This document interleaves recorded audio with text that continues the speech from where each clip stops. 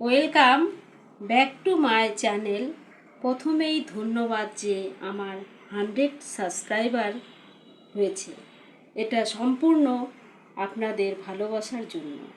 So এখন গরমের season, তাই আমি আজকের ভিডিওতে দইয়ের রেসিপি শেয়ার করব। আমি 500 ml দুধ নিয়েছি। আমি স্বাদ অনুযায়ী চিনি নিয়েছি। যারা চিনি বেশি খান, মিষ্টি বেশি খান, তারা চিনি বেশি দিতে পারেন। যারা কম খান তারা কম দিতে পারেন। আর যারা টক খেতে চায় তারা একটু লেবু দিয়ে দিতে পারেন। আর যারা খেতে না চায় লেবু না দিলে হবে।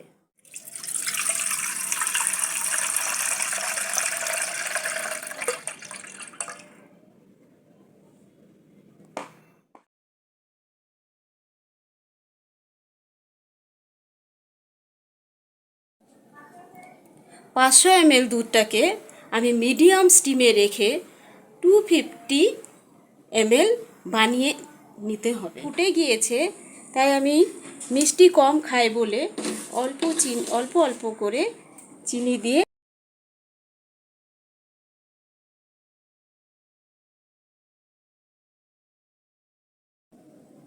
5 মিনিট পরে পরে দুধটাকে ভালো করে নেড়ে নেড়ে শুকিয়ে নিতে হবে।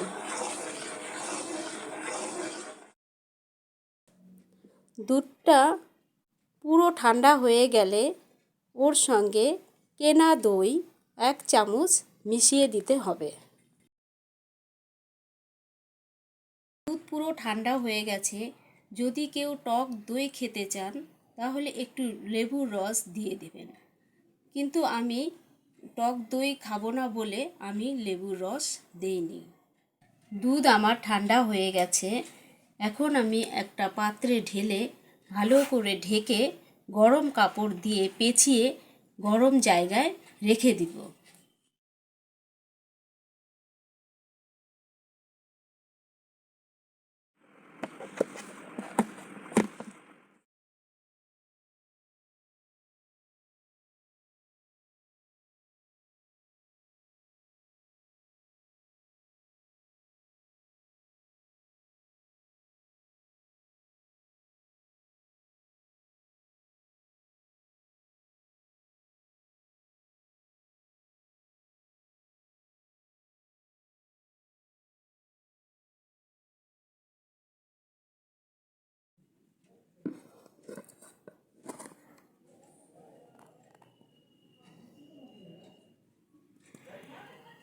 তো বন্ধুরা, 12 আওয়ার হয়ে গেছে। আপনারা দেখতেই পাচ্ছেন যে আমার দই তৈরি হয়ে গেছে। এইভাবে দই বানানোর জন্য কোনো রকম ফ্রিজের দরকার পড়ে না।